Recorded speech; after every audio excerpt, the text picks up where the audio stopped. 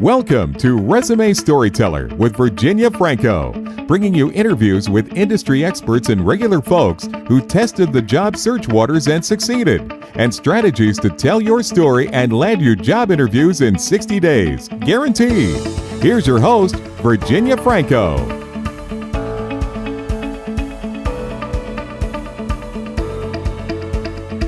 Hi guys, I am so excited to have this next guest. I've been a fan for a long time. I have with me Mark Anthony Dyson, who is the founder of the award-winning Voice of Job Seekers blog and podcast. As a job seeker advocate and a career consultant, his advice has been featured all over the place. Fast Company, Money Magazine, Glassdoor, Business Insider, many, many more. He has written more than 500 articles on job search and served hundreds of clients from all walks of life. Mark, thank you so much for joining me and welcome. Thank you very much for having me. It's an honor. So you just heard the brief introduction that I gave, but I would love for you to share with me how you came to be in this role. Good question. Well, I had to promote myself throughout time, give myself a little promotions. Eventually I made it to career consultant. But I started out with a resume company, which I began to, I had a lot of work, and I had two contracts. I was working with a large entity that actually had federal clients that include the Army. I got a huge exposure to writing federal resumes and civilian resumes as well. So I think to a great degree, every career coach should have some experience in writing resumes, so you can really get some insight as to how people struggle and what they really struggle with. Reviewing them is just a small part. Try writing them and writing in a way that promotes them and markets them the best. You'll learn a ton, but yeah, I did. And had a lot of clients that way. I worked with another organization that was based out of Chicago that was doing really well. So I had lots of clients, but then I got this idea in my head and felt that I want to shift away from writing resumes. And so I decided that I would try some other route, and I ended up doing just consulting for a while, which, consulting is great one-on-one, but that kind of is a little boring to me. But consulting, but that's something that I need to go through.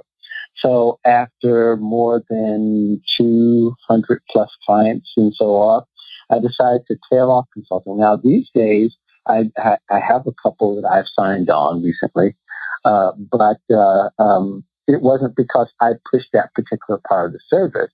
What I love doing is writing career advice for the hundreds and thousands that I do write for on the platforms that I do write for, like PayScale and Recruiter.com and all those. Even though those aren't necessarily that pays my mortgage, it gives me the return of people finding me and then asking me about my services.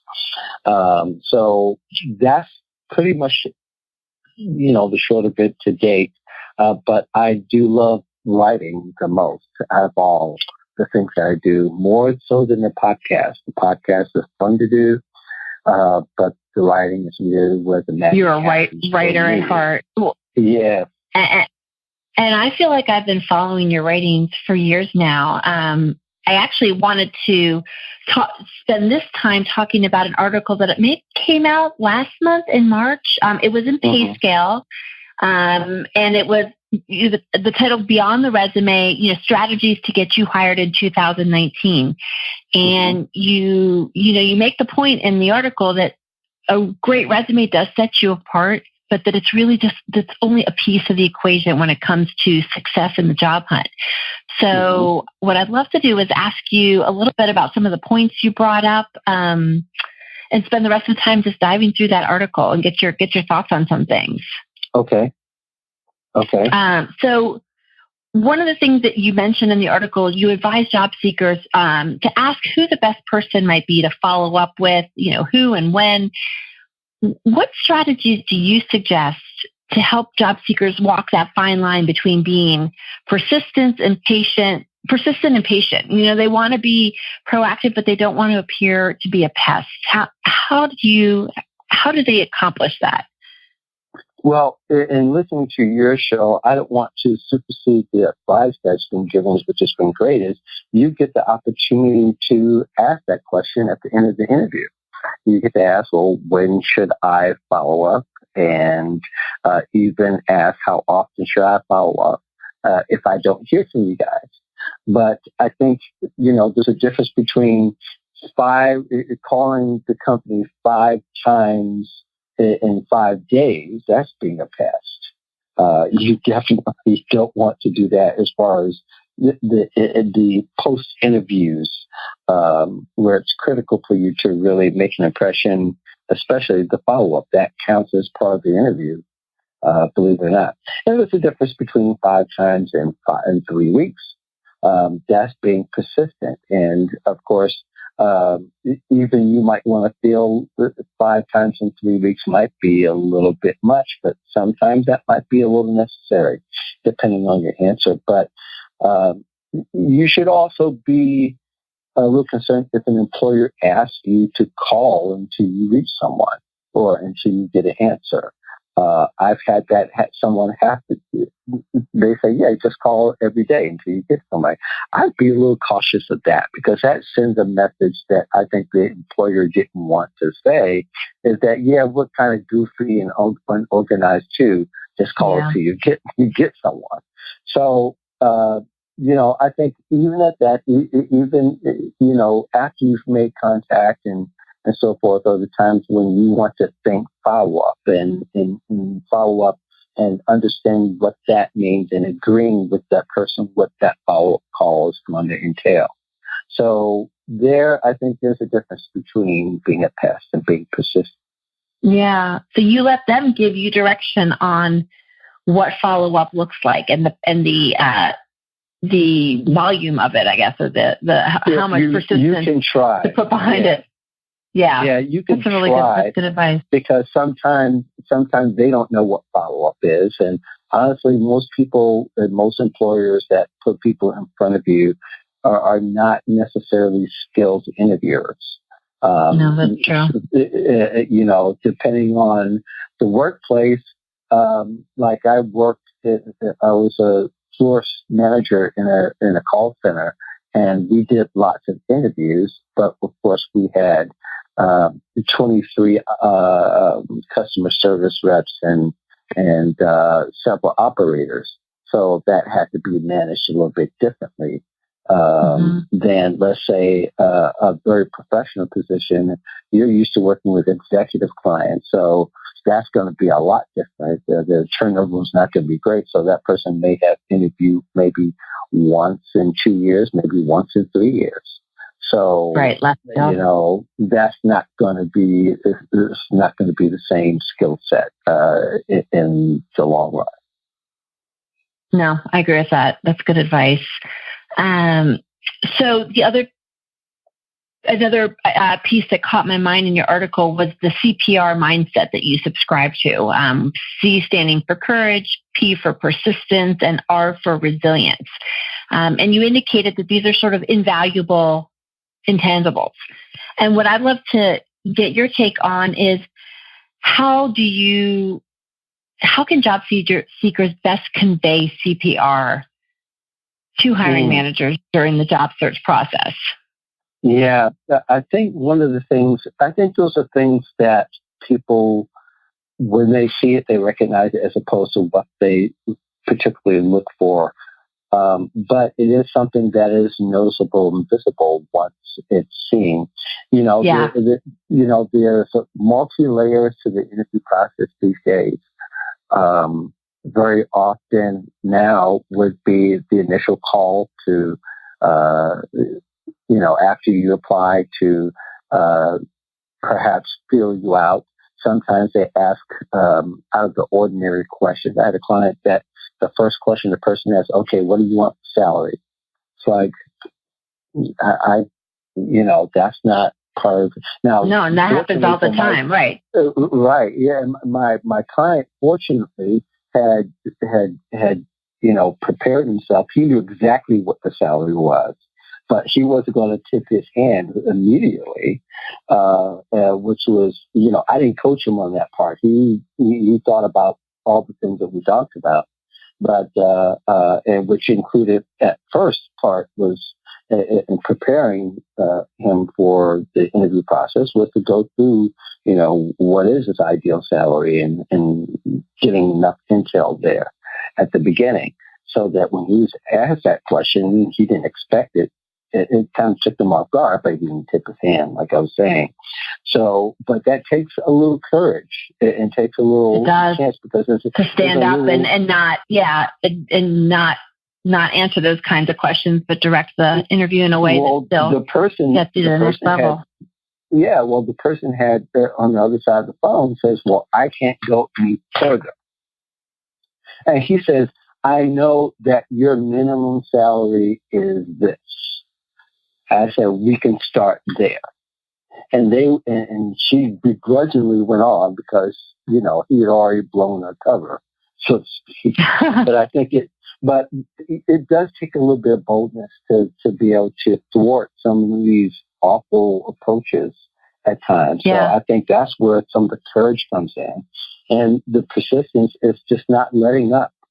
And not giving up, because it can be tedious. It can wear you out. And I think I started to say the first call is the preliminary call, and sometimes the second call is that video call, or that second interview call where they're actually asking you questions that are related to the position that you're applying for. And then after you pass all that, and you even do an assessment in between that, either a behavioral assessment or depending upon the position, it may require you to do a lot of project management, so you may have to be tested in that kind of way. And then you see a live person, in which it's true. And it takes a little bit of resilience to wade through all of those waters, and for the most part, most people barely tread water when it comes to going through all of it. And you have to be patient as well. So, if you've interviewed in the past, like in the 80s or 90s, you might get hired right after that first interview.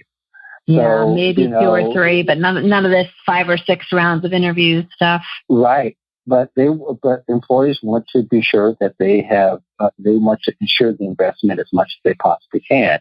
So in between that, it doesn't all just start with the phone calls. And they're looking online. They're looking at the different components of your social channels. So you have to be willing to go through all that. So I don't know what you're finding.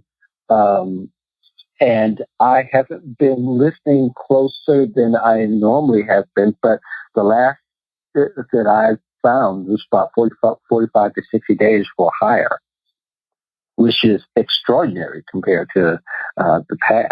But I think it's protection and, their particular processes. Yeah, no, I feel like the hoops are still there. Any job search shortening that's happening is because job seekers are getting savvier about networking to get right to the interview versus the applying online piece. Right. But it definitely takes a lot of grit, a lot of resilience, and certainly courage, because this is a different world than it was, 20 years ago, for sure. Right. So speaking of, you mentioned doing your homework, getting some intel to get those for one, a sense for the salary range. You mentioned in that same article that job seekers have to go beyond the About Us page of a company website to really get intel on a company. There's lots of different avenues that you can explore. Where do you feel like, what are the avenues that give someone the best return on their investment to really get the scoop? I think it's a sum of a lot of different places. I don't think it's just one. I think talking to employees of the company is some of the best intel you could possibly get. Yeah. It's in many ways it's better than Glassdoor, I where think so you too. read reviews, and that helps. But talking to someone that's an employee, talking to past employees are great resources as well, where you get an idea of why they left. Maybe it was that position, or maybe it was something else driving them away from the company. You get a chance to find out what that really is. I think the news can tell you a small part of the story, how much they're in the news and maybe why. Reading Yelp reviews, depending upon what type of profession it is, and I'm sure you have all types that are listening to the program. Company newsletters give you a little insight as to the culture. Are they lifting up themselves, or are they lifting up their employees? I mean, that could tell you quite a bit. That's telling. You're right. And you can also look at the company competitors. Are they collaborating with some of the competitors, or is it adversarial? Is it hostile? That can give you some insight to what the company culture is on the inside of the company that you're applying for. Those kind of interactions can very much drive why the company puts out the propaganda that they do. So there's several ways of, I think that you shouldn't count out anything that you hear. Multi-pronged approach. Yes, absolutely. Absolutely. I think that's the only way. If you've only looked at the company website, of course, that's something that they control. How about the dialogue that they can't control or that they can't modify? That will tell you a big story, and you can decide on the consistencies along with some conversation. That's right. At least it does give you a fuller picture. I mean, because even Glassdoor, you either get people that are super irate or perhaps paid ambassadors to go on there. Yeah. I mean, you could trust your gut. That's really a large part of this anyway, right? You're trusting your instincts and everything that you hear and what people are telling you, and there's sometimes there might need to be some risk taking. When it's an environment where some people thrive in an environment where there's a little chaos. We can't discount that either. Yeah, you're right. And so you're right. The answers that you hear need to resonate with who you are, what you're looking for, all of that. And so getting that picture can help you to inform your gut. Yeah, it might be the very problem that you can solve. That's right. You're right. Very good. So one of the things that you wrote about, which I loved, was flipping the conversation and having a chance to interview the interviewee or interviewer, I guess. When do you feel like is the right time? How do you know when it's the right time in the interview process to start asking questions? Do you wait until they say, what questions do you have for me? Or is there a time when it makes sense to start interjecting and taking a little bit of control in the conversation? Well, I think maybe probably to diffuse some of the innuendo might go along with flipping. It's not when you say, "Well, I'm now the boss," and you get to ask questions. Of course, most interviews they provide an opportunity at the end, but there's also a way to interject comments in a way that can create conversation opportunities. During a conversation, like for instance, just as something as simple as an employee will give a spiel about the company and say, "Yeah, we're like a family here." A very simple question is, okay, give me some examples of how you're family. You mentioned that. I just need to see, I like hearing those kind of stories. In other words, you want to hear, are they really family, or is it something just to sell you some goods?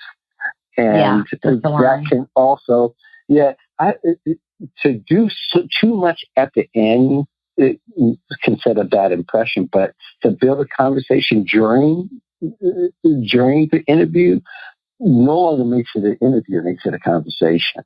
It should be more. It should be more of a talk show and less of the Spanish Inquisition. I love that. So get them to elaborate. You're right. That's what talk show hosts do. Yeah. Get them to elaborate. Get them to, and it's not that you're taking on the part of the facilitator, but you're kind of really just building on what the facilitator is asking you. And you should also be able to answer in a way that will elicit responses. And, there's something to be said to going on interviews after you've been in multiple interviews. You pretty much have mastered some of what kind of responses you'll get to some of the ways that you respond. So you can leverage that to create a conversation around so that the interview doesn't seem like a burden for both people. That's right. Gosh, maybe just watch a lot of talk show interviews. Practice. Well, and that's not a bad thing. There's a lot of Oprah. A lot of Oprah, but also there's some self-awareness. And again, is that you've gained some intel as to you've gone out networking, you've done all those things, hopefully you have, to where you know what are the most interesting parts of what you have as far as being able to prove to the interviewer that you're the right person. Right. And hopefully as well is that you also know where it all stops. And you know what doesn't trigger a response where it could be perceived as being negative. And even if you need to say, you may not walk away in the middle of the interview, but if you've concluded, during the interview that by what they're saying and during the conversation that they're not the one, that they can't carry a conversation, maybe they aren't the right ones for you. That's right. It's very telling. I agree. So one of the points from that article, I couldn't believe how many questions I had from a 800-word article. You talk about that people are weaving their interests and hobbies more and more into their career marketing collateral. And I know a lot of people struggle with where are the best places to share this information and when is it appropriate? When should you keep your personal and your professional life separate? And I don't know if that's a generational thing or situational, but I'd love to get your take on that. I think there are times when you need to consider what's relatable and what's going to, get engagement, so to speak. And engagement, I'm not talking about 50 comments on a particular thread, but at least intrigue interest into who you are as a person.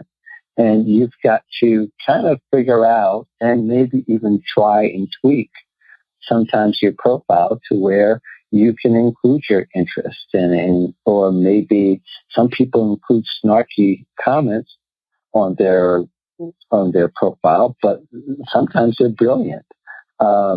You can't always tell a person by how they really are until they get an idea of who you are and what you do.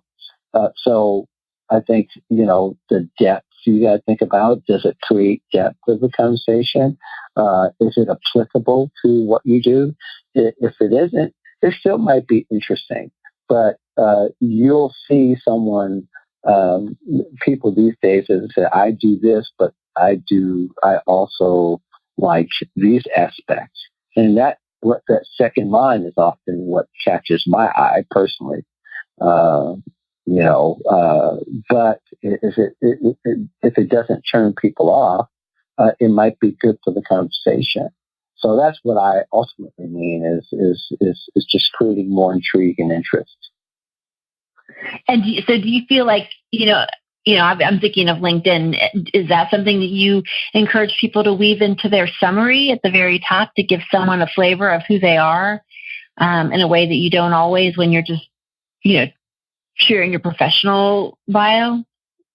Yeah, I think that people can take an opportunity to, like I said, it's an opportunity to intrigue and make people want to go look at your profile. That's ultimately the first step of real engagement. A good example of that, I'm just trying to think, Andy Foote. I'm just going to go to this, and I think you and I are friends with him. Yeah. He writes a lot about LinkedIn profile, but he doesn't concentrate that. And shout out to Andy Foote. Be sure we mention him. Shout out, yeah. But he writes, the reason I'm not smiling, I've seen too many awful LinkedIn profiles today. Yep. That's all it says. Now, and it's a little bit of personality.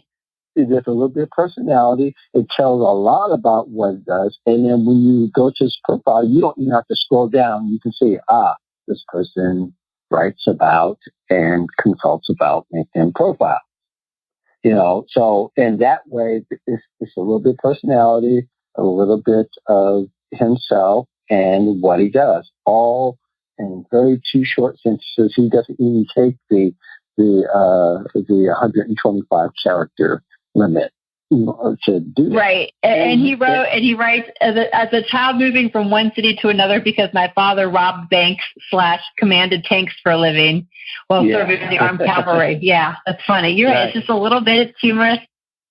Yeah. So, it's an opportunity. By no means it's going to change the game entirely. But the whole idea is that you can't be unseen and to be a viable candidate or to get employers interested. You have to be interesting, and you have to be seen. And it's an opportunity for the reader to hear your voice. Yes. In a way that they wouldn't otherwise. Yeah. That's right. Yeah. Absolutely. All right. So next question, a little bit of a shift. You have advised job seekers to create their own professional user's manual. Can you elaborate? What's it look like? When and how do you share it? Well, what is it? Well, the whole idea is that it really it's for the person themselves. I don't think it's necessarily shared, but you create it, but I want to give people the idea is that how do you do stuff? What is your thought process? I had a client once that actually wrote her own training manual for her position that the company continued to use after she left. Yeah. And it's public. But what's nice about it is that they continue to give her credit for it. It built an online presence as to what she could do, her writing skills, her abilities. And obviously, she became an expert at that position. And the whole idea is that the only way you're going to be approved, well, I shouldn't say the only way, but one of the ways that for you to kind of have a reference point is to kind of have your own manual on how you can do stuff. It could be in Evernote. It can be on a blog. It can be on it could be on a YouTube channel, but in some way be able to document, okay, this is how I do stuff. And it's not about giving when you're good to competition. It's showing employers what your competency is and how deep it is. Right. And they can gather information regarding that. So, maybe even if they decide to hire you for contract, they know you can write that manual. If it's that kind of way. It's almost like a playbook. Here's my playbook for this, that, or the other. Okay. Yes, it is. It's kind of your own personal playbook on how you do stuff. And you are the expert on you. And you might have several playbooks. And it might be even overtime. And I think it was kind of a different way than say to have your own blog, to have your own website, things that we encourage people to do that. But I think to have your own playbook or to have your own manual is a way to get people involved in their own outcomes. So let's say they got to a certain point in their ability to do a job for a particular employer. They may decide they want to continue that manual on for the next employee. Say, I can't wait to show you what I like to do, because I could tell you what a couple of things I like to do next based on what I've done for other people. I love that. And even if you only share it once, by creating that, you have helped cement in your head how you get things done. It allows you to answer behavioral questions with, this was the challenge that was presented to me. This is the action I took, and here was the result. Over and over again, you have tons of examples because you've taken the time to outline your user manual.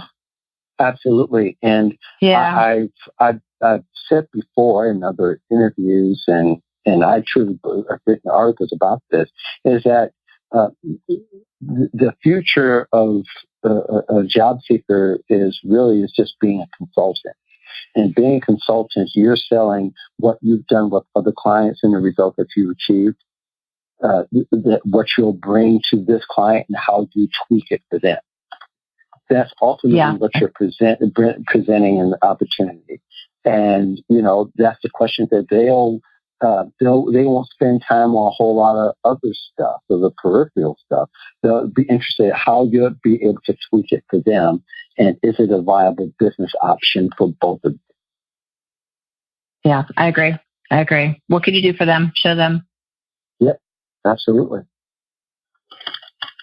One of the things that you mentioned was that, you talked about networking, and that the best referrals came not from people you knew really well, but the people that you don't know very well, which sort of that intrigued me. And I'd love to hear from you.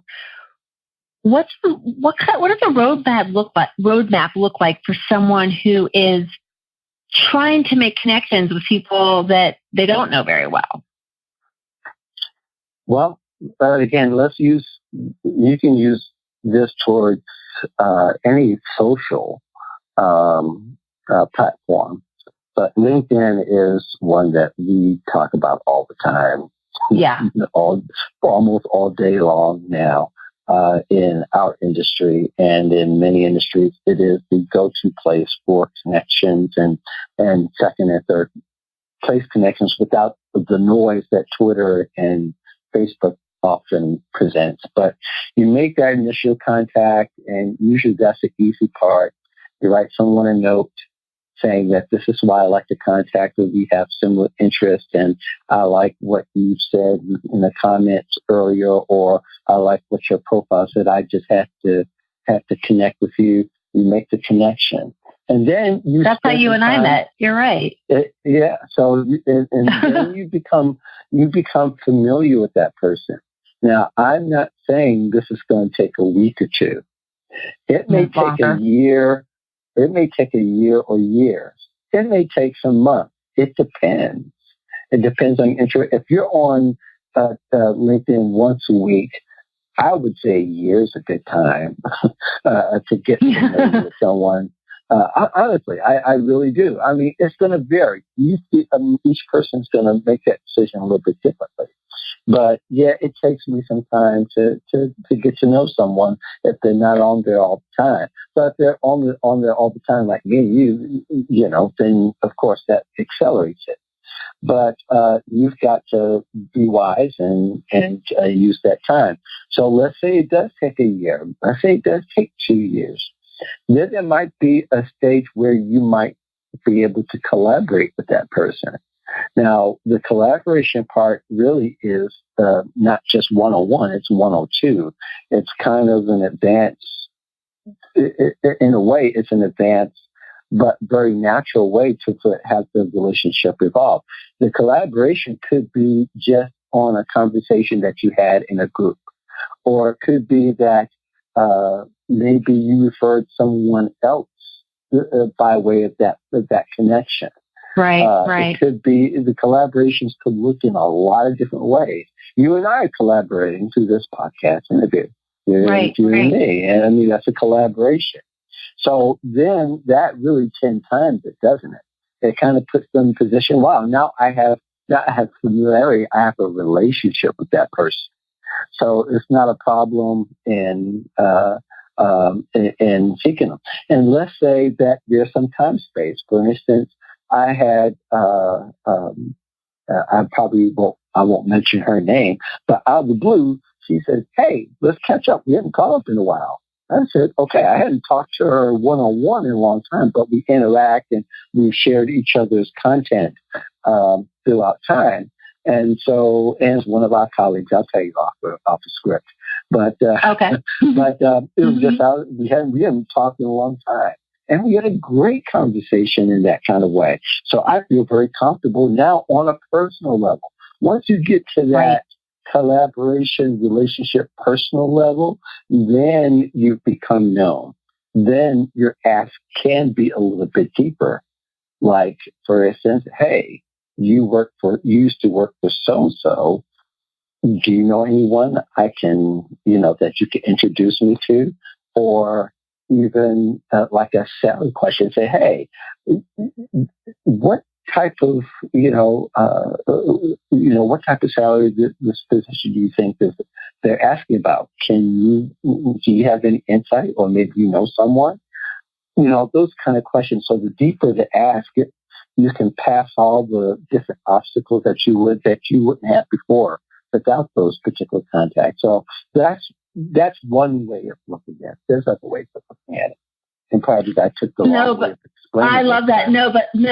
You made some really good points. I agree with you. I think, I like all different social media for different reasons, but I do feel like LinkedIn is a great place to make those more surface level connections to begin with, in a way that's a little harder on Instagram or Twitter or Facebook. But you can, by building those what at the beginning may feel like surface level connections through sort of one-off collaboration, they can then it can springboard beyond the platform and turn into a professional relationship where those bigger asks can happen comfortably. Yeah, yep. And I think that's ultimately is the relationship that ultimately matters. And of course, we can't have a relationship with all 500 plus of our contacts. Yeah. But we can grow familiarity and venture relationship with 10 of those contacts within a year's time, which you have to be kind of on a track to where you're thinking that you're going to, tomorrow's not promised, and that you're going on the fact that companies could drop out of sight at any moment without any promise to you in the future. So you want to be ready, and that's any employer we've learned in the past. I was watching something. No, that's true. I was watching something on about Enron the other night. I think it was on NBC or something another. That was sudden. I mean, you think about it, maybe it built for a few years, but really, when it all went down fast. Hard, yeah. Or what happened with the banks during the recession? My gosh. Right. Or years in the making, but it crumbled. Yeah.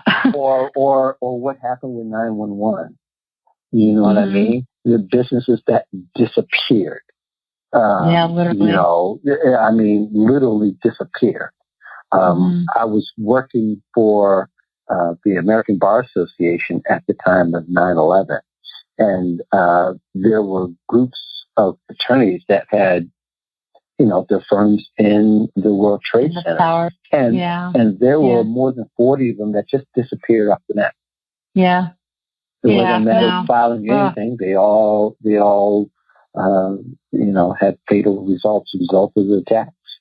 So, you just never know. And so you should always be prepared. And a platform like this, it helps you to be prepared. The more you put in, the more you're going to get out. That's absolutely. That's what I always advise. Well, one topic I want to ask you about briefly is age discrimination when it comes to hiring practices. I'd love to hear your thoughts on the topic. And my sense is that the approaches that you and I have talked about are the best way to mitigate age discrimination, but I'd love to hear what kind of advice you give clients about that. Right. I've written several articles for careerpivot.com. And it wasn't just necessarily ageism, I think, discrimination against women, race discrimination. There's lots of barriers. Right. There's lots of barriers to employment. Yes, there are a lot of barriers. Not necessarily people often who don't want to talk about it think that people don't intentionally do it. Well, I think that's part of the point, though, is that it's not. There's a bias, and we'll call it unconscious bias towards it. And ageism is one that affects everybody because we all said at one point, someone's too old to understand. Yeah. Or so age is non-discriminating in how it discriminates. Everyone gets on. and some point people have said they're too young to understand. And right. For the past few years, is they're too old to understand that actually has been the target of ire because that's happened. Right. Because of it is what it is. So I think people who you could follow some of the same strategies and look for companies that would look more like you and that would invite you in. So it's going to take a little bit more research. Who is promoting people your age and your position? Who is putting them out there as brand ambassadors? Who's bragging about their company that are older and that are using these tools? Those are the ones you can use to kind of gain a little intel and start to ask some questions. Now, don't assume anything. One person bragging about a company doesn't mean that the company's all for age. Some of them are just saying, yeah, we invite all types of workers. Doesn't mean exactly what it means on the surface of things. But to start your research where people are a number of people who are really feeling welcomed and feeling like they can thrive in those environments, and look at companies like that first. Those will be your low-hanging fruits instead of just spraying and praying applications. You mentioned earlier doing intel and asking people that have been there and left, and those are the kinds of questions that you can ask. Yeah, absolutely. And if you're concerned about it, then you should ask. And there's nothing wrong with asking if people like me are getting promoted, or are they retiring, or they're leaving. And it's okay to even if you have a little courage, as we talked about earlier, is ask in the interview that are people like me being promoted, or people like me being encouraged to go for positions that I like. If you don't get a candid answer from that person, that company may not be the company for you. Yeah, that's right. Candid answers or lack thereof. Well, I want to ask you the favorite question in closing, because I know I've taken up so much of your time already today. What is next for you? I mean, you write, you're so prolific in your writing. I'd love to hear about what projects you have on the horizon. I'm going to wait for this one announcement. There is a major shift. No spoilers then? Yeah, a couple of major shifts. The Voice of Job Seekers is not going away. I will announce that I think I mentioned earlier, I am going to be putting a little bit of time into the YouTube channel this summer that I have, the Voice of Job Seekers. I think it might be under my name, but I think maybe 90. I think I have more, but a lot of them are the podcast interviews. You can certainly catch up there, but there's also the one-on-one interviews that I'll be posting there as well. Really excited about that. This summer? Yeah, this summer, starting in June. I'll be posting more from June to about the first or second week of September, and probably a little bit after that. But a lot more videos. There'll be some where it'll be just me. There'll be interviews. There'll be happenings. So I'm looking forward to that. as that trying to just grow a different presence there. Of course, there's going to be a lot of writing involved, and some of them for writing for clients. So I'm excited about that. Okay. So I won't be. The podcast will be on hiatus until the second week of September after June 1st. Okay, but we can go to YouTube to catch up.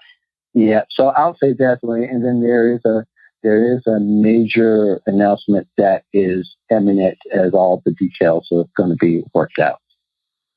Okay, and when will you announce that one? Yeah, I don't know about when, but it will happen. All right. Well, if people want to learn more about you, share with us the best places to reach you. thevoiceofjobseekers.com. That's the best place to get a hold of me. And I make it as easy as when you go to the site, there's a speak pipe button on the right. If you press that, it will activate your laptop microphone. And you can just leave me a message of anything you want to leave me a message about. All right. All right, perfect. And then they can find you on LinkedIn as well, where you share a lot of your writing. Absolutely. Under Mark Anthony Dyson. They can find me there. Wonderful. Well, thank you so much. So much good advice. I can't wait to digest all of this. Thank you. Have a wonderful day. All right. Well, thank you so much for inviting me. This has been an honor. You've been listening to Resume Storyteller with Virginia Franco. To learn more about storytelling strategies to catch the eye of today's SCIM online readers, hiring and decision makers, go to www.virginiafrancoresumes.com.